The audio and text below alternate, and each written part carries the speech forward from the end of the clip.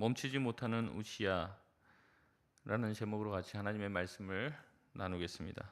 오늘 본문의 주로 등장하는 주요 등장 인물은 우시야 왕입니다. 우시야의 이름의 뜻은 여호와는 나의 힘이라고 하는 뜻입니다. 얼마나 좋은 이름입니까? 그는 그의 이름의 뜻처럼 여호와의 힘을 힘입어 정말로 좋은 왕으로 시작합니다. 1절 말씀에 보면 16살의 왕이 된다고 하죠. 그리고 3절 말씀에 보면 예루살렘에서 52년 동안 다스린 아주 긴 시간 동안 왕으로서 사역을 했던 귀한 왕이었습니다. 4절에 우시야에 대한 평가가 나옵니다. 어떤 평가입니까? 여호와 보시기에 정직하게 행했다는 귀한 평가를 받습니다. 그러나 이것이 전부는 아니죠. 5절에 부연 설명을 하고 있습니다. 5절 말씀 같이 읽겠습니다. 시작. 하나님의 묵시를 밝히 아는 스가랴가 사는 날에 하나님을 찾았고 그가 여호와를 찾을 동안에는 하나님이 형통하게 하셨더라. 아멘. 스가랴는 생전에 하나님을 찾았다고 이야기하고 있습니다. 그의 이름처럼 정말 여호와가 나의 힘이 되어서 그가 하는 왕의 사역들을 온전히 잘 감당하게 해 주셨죠. 여호와께서 형통하게 해 주셨다. 여호와를 찾을 동안에는 형통하게 해 주셨다라는 말을 통해 그가 처음에는 하나님을 잘 찾았지만 뒤에는 그렇지 못했음을 우리에게 보여주고 있습니다. 늘 듣는 말이지만 어떻습니까? 시작이 중요하죠. 그러나 그만큼 중요한 게 끝도 중요하다는 것입니다. 처음 가졌던 마음을 계속해서 유지하고 처음에 뜨거운 마음, 겸손한 마음을 끝까지 유지하는 것 너무나도 중요한 일입니다. 성경에 수많은 인물들이 처음에는 잘하다가 뒤로 갈수록 또 성공하면 또 높아지면 교만해져서 하나님을 배척하고 자기의 생각과 자기의 뜻대로 하다가 망하는 것을 얼마나 많이 보게 됩니까? 이스라엘의 초대 왕 사울 왕이 그랬고 솔로몬도 처음에는 일천 번제를 드리며 하나님의 뜻을 구하며 네가 뭐든지 구하면 내가 주겠다라고 말씀하실 정도로 하나님의 마음에 합한 잘하는 칭호를 들었던 다윗의 아들다운 모습을 보여줍니다. 하지만 그의 말년은 어떻습니까? 온갖 우상을 섬기고 이 산당 저 산당을 돌아다니며 또 산당을 짓고 많은 백성들을 우상으로 이끈 왕이 되어서 솔로몬 이후의 나라는 여러 두 쪽이 나게 되는 것이죠. 여러분 우시야의 성공 비결은 무엇입니까? 그가 똑똑해서 그가 잘나서입니까? 그게 아니죠. 그가 하나님을 찾을 동안 형통하였다는 것을 통해서 그의 나라가 공고하게 세워진 이유가 뭐 때문에 그렇다는 겁니까? 여호와를 찾았기 때문에 그런 것이죠. 그것이 바로 여호와 보시기에 정직하게 행하는 것입니다. 그렇기 때문에 우리 또한 하나님을 찾아야 합니다. 하나님을 찾는다는 말은 과연 무슨 말일까요? 지난주에도 말씀드렸지만 우리가 주님을 찾는다는 것은요, 우리가 하는 모든 일에 대해서 크건 작건 내가 그 결정권을 행사하지 않겠다는 겁니다. 하나님의 뜻을 구하고 하나님께 묻고 기도하며 충분히 하나님께 아뢰은 후에 하나님이 주시는 마음을 따라 결정하고 하나님이 주시는 그 마음이 내 마음에 들지 않더라도 순종하겠다는 것, 그것이 바로 하나님을 구하는 것인 줄 믿습니다. 우리 또한 그래야 할 줄 믿습니다. 하나님께서 나에게 하실 말씀이 있을까요? 없을까요? 있죠. 내가 어떤 선택을 하길 원하시는지 분명히 하나님의 뜻이 있습니다. 하나님은 하고 싶은 말씀이 있으셔요. 그렇다면 우리가 해야 될 일은 무엇입니까? 하나님께서 발언하실 수 있도록 하나님께 발언권을 드려야 해요. 그게 바로 기도하는 거죠. 하나님 나에게 말씀해 주십시오. 내가 하고 싶은 말만 막 하고 하나님 나 이번에 이거 하는데 이거 되게 해주세요. 되게 해주세요. 되게 해주세요. 나만 말하고 이제 안녕히 계세요 하고 돌아가시면 안 되죠. 하나님이 내 심령에 말씀하실 수 있도록 발언권을 드려야 됩니다. 기도하면서 어때요? 하나님 나에게 말씀해 주세요.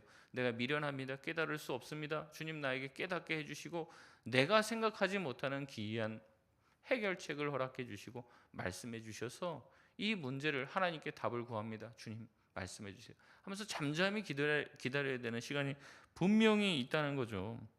주님께서 말씀하실 수 있도록 내 삶을 쭉 펼쳐서 주님, 내가 이렇게 지혜가 없습니다. 그렇게 하나님께 기도해야죠. 마치 내가 아무 결정권이 없는 것처럼 하나님께 나아가야 합니다. 여러분, 우시아는요 처음에는 그렇게 했어요. 이게 바로 우시아의 성공 비결이었습니다. 하나님께서는요 우시아를 형통하게 해주시죠. 이런 겸손한 우시아에게 많은 지혜와 사람들을 붙여 주십니다. 우시아의 업적이 쭉 기록되어 있습니다. 6절에 보니까 블레셋, 그 이스라엘의 가장 강력한 이제 적이었죠. 블레셋과 싸워서 이기고 그들의 땅에 망대를 세우고 기지를 건설해서 그들이 반역하지 못하도록 꽉 누릅니다. 7절에 아라비아와 마온 사람들도 쳐서 이겼다고 말합니다.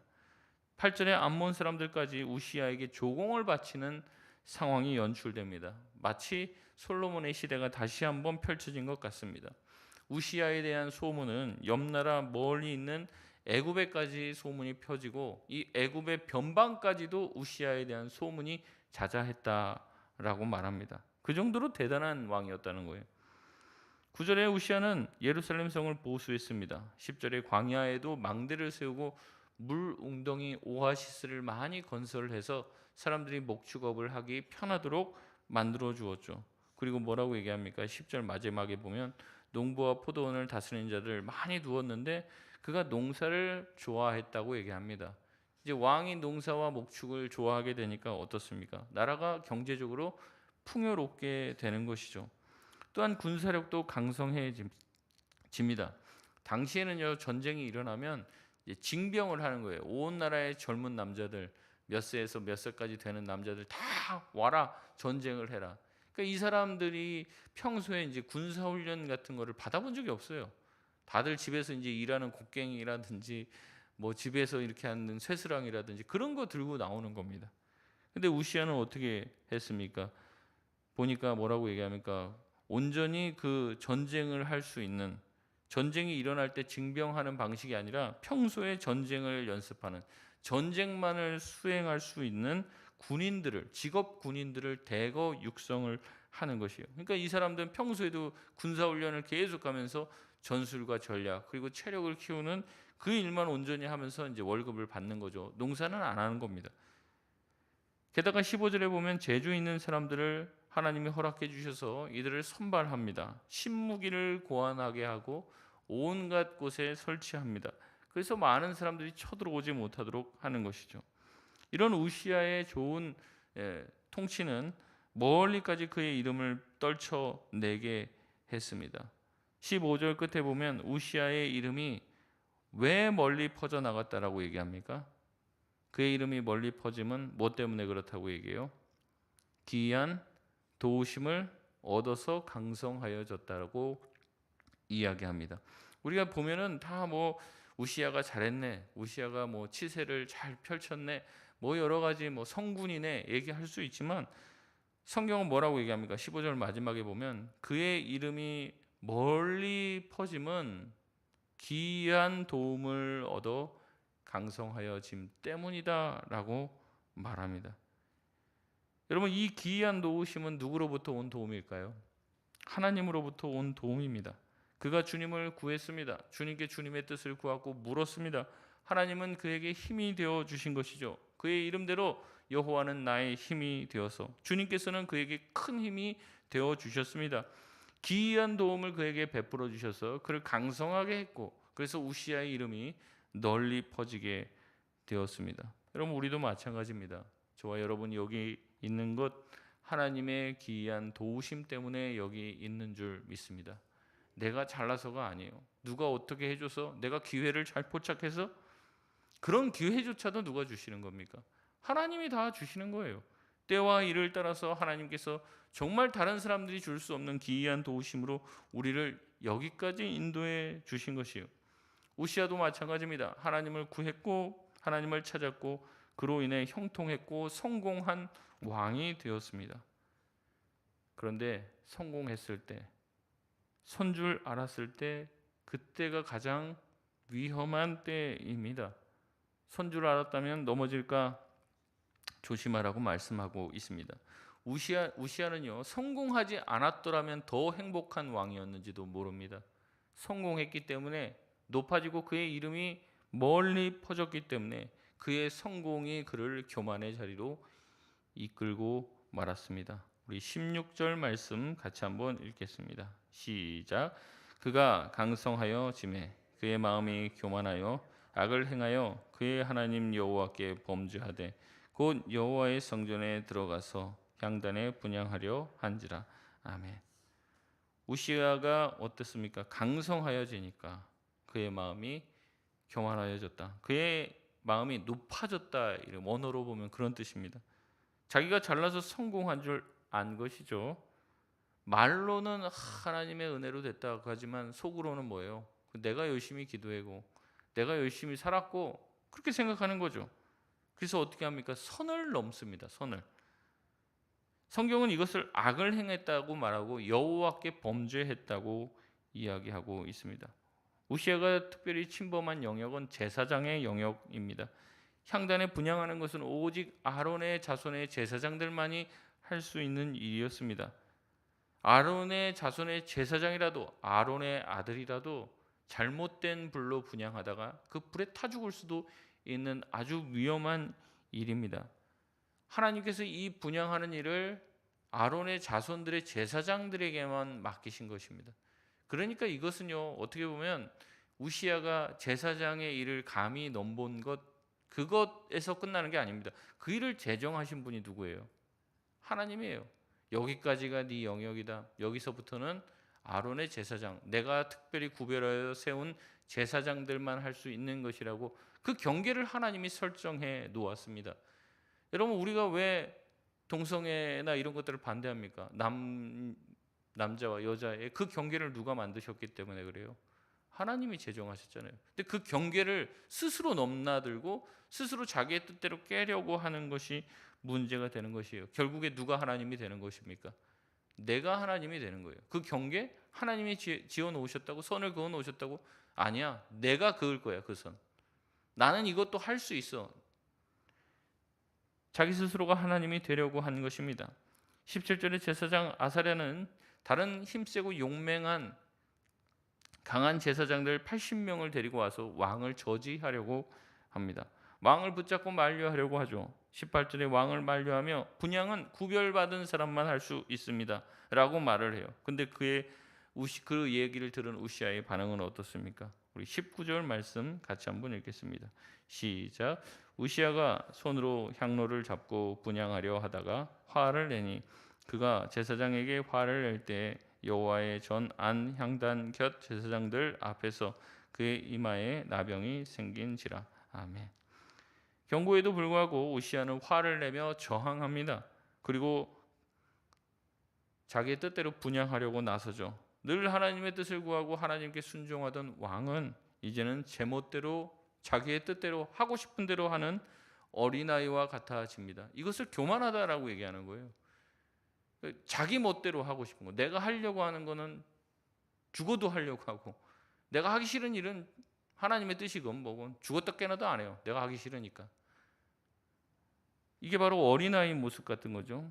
우시아는 나이가 들면서 더 성장해지는 것이 아닙니다. 그가 성공하고 지위를 얻게 되자 자기 멋대로 행합니다.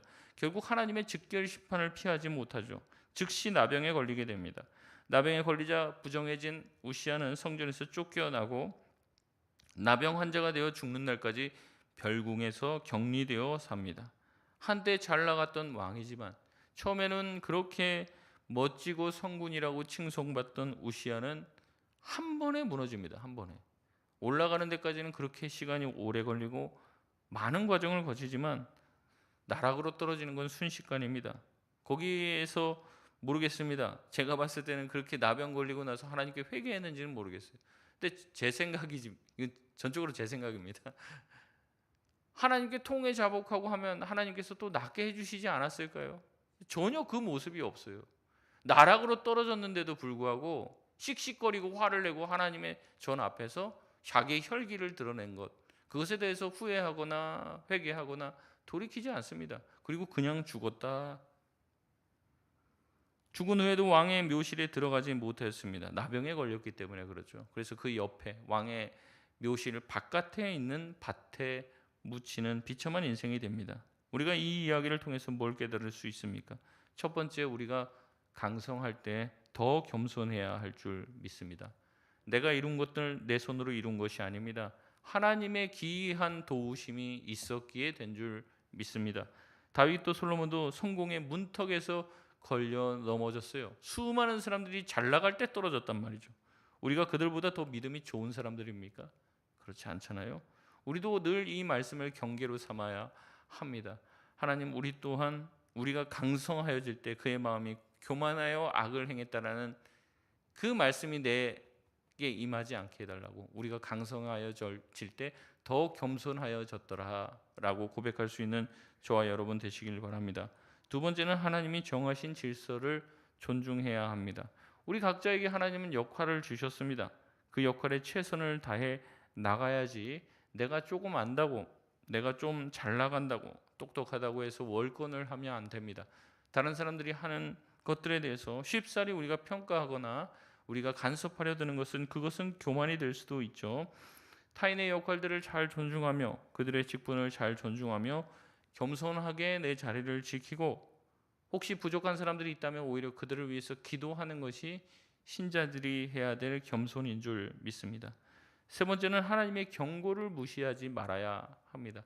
하나님은 늘 말씀하시는 분이라고 얘기했습니다.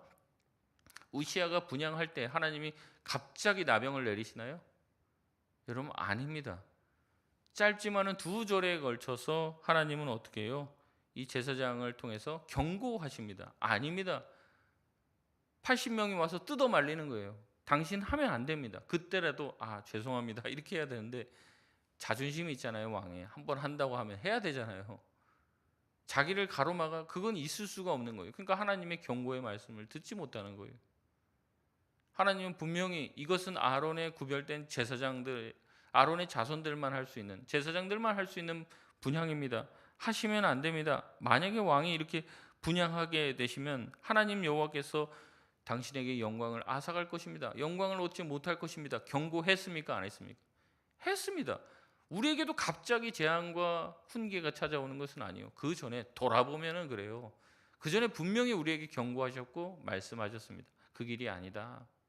그런데 어때요? 우리의 원함, 우리가 하고 싶은 것, 내 욕심, 내 정욕이 더 강하니까 어떻습니까? 하나님의 경고의 말씀을 듣지 못하죠.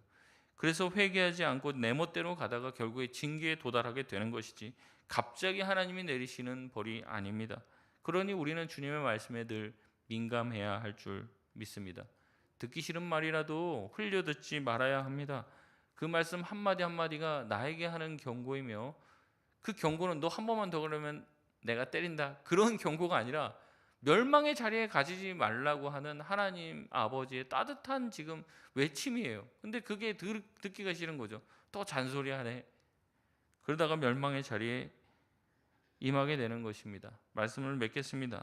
신앙생활은 마라톤입니다. 처음 잘 뛴다고 해서 끝까지 잘 뛸 수 있는 것은 아닙니다. 페이스를 잘 안배하며 끝까지 처음 마음과 처음 페이스를 유지해야만 합니다. 처음에는 겸손하다가 나중에 교만하면 처음에 겸손한 것이 무슨 도움이 될 수 있겠습니까? 그래서 예수님 또한 우리에게도 경고하고 계시죠. 먼저 된 자가 나중 된다는 거예요. 처음에 반짝 잘 시작하는 사람이 있지만 끝까지 마음 유지하기가 쉽지 않다는 겁니다. 잘 될 때, 하나님이 높여주실 때, 그때가 더 위험한 때입니다. 성공하고 잘 나갈 때 오히려 더 하나님을 찾으시길 바랍니다. 자기 자신을 돌아보길 바랍니다. 하나님께 묻고 순종하며 하나님을 찾을 때 그가 형통하였더라, 그리고 그가 끝까지 주님을 찾았더라 라고 성경에서 말하고 평가받을 수 있는 저와 여러분 다 되시길 주님의 이름으로 축원드립니다. 우리 같이 기도하겠습니다. 들었던 말씀